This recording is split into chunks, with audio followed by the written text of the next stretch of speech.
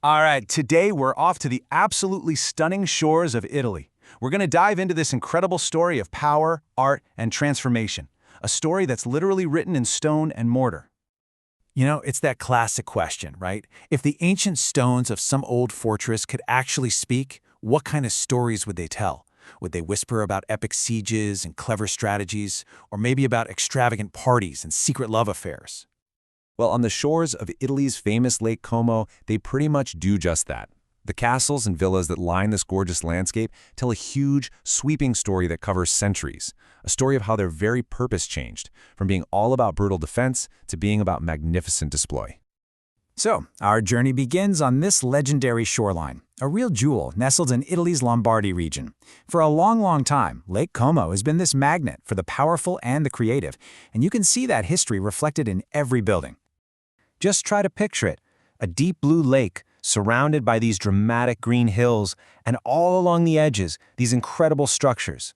You've got everything from these tough-looking medieval fortresses to the most elegant palaces, and each one has its own personality, its own history, and of course, a killer view of the water.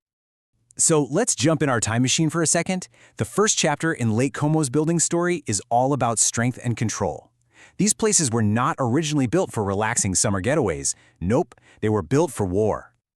Back in the Middle Ages, a castle was basically a giant statement of power. Its number one job was defense, which meant it had to be tough, strategically placed, and built to take a hit.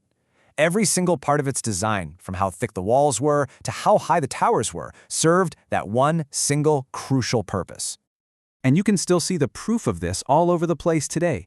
You'll notice the super tall, imposing towers, perfect for spotting enemies from miles away. You'll see the jagged battlements that gave archers cover. And in some cases, you'll even find protective moats. These were not design choices for looks. They were features that were absolutely essential for survival.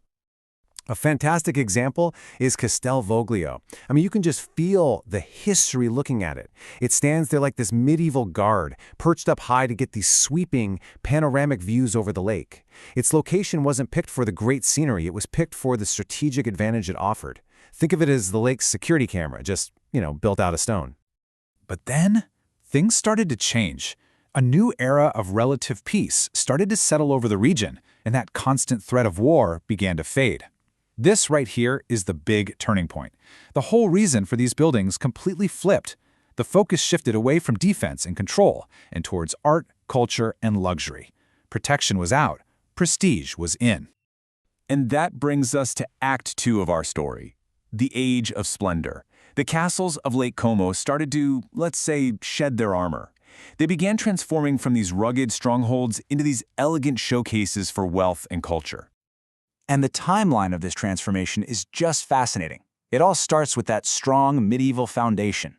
Then, during the Renaissance, there's this explosion of art and culture. And even later, in the 19th century, this wave of Romanticism inspires another round of restorations, adding yet another layer to their incredible story. So during this new, more peaceful era, grand palaces were being built for the nobility, and a lot of the old castles got renovated in the super ornate and dramatic Baroque style. These buildings basically became giant canvases, letting the rich show off not just how much money they had, but also that they were up on all the latest trends in art and architecture. So, just compare that rugged Castel Voglio we saw earlier with this, Villa Carlotta. Built in the 18th century, it is an absolute jewel box of art and nature. It's famous not for its defensive walls, but for its breathtaking botanical gardens and its incredible collection of sculptures and paintings. This place was built to delight your senses, not to fight off an army. So, this all sounds amazing, but how can we actually get a taste of this rich history today?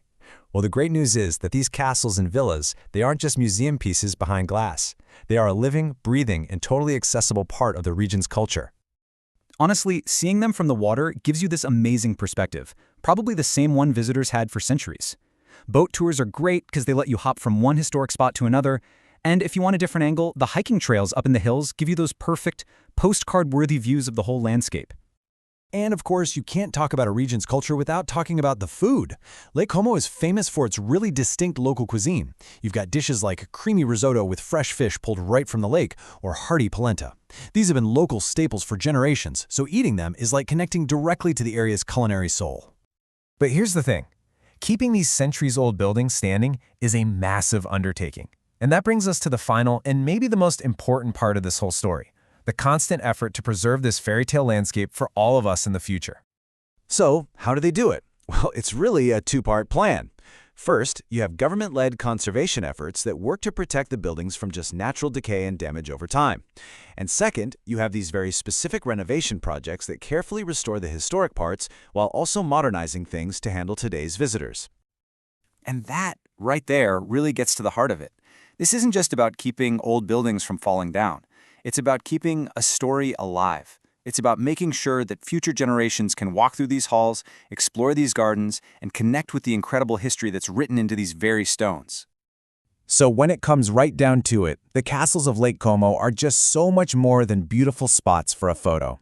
They are living monuments, real, tangible links to a past that was always changing, always evolving, from a time of conflict to an era of incredible creation. And that kind of leaves us with one final thing to think about. If these amazing buildings are a bridge that connects us so clearly to the stories of our past, it really makes you wonder, what monuments, what stories are we building today that will last for centuries to come?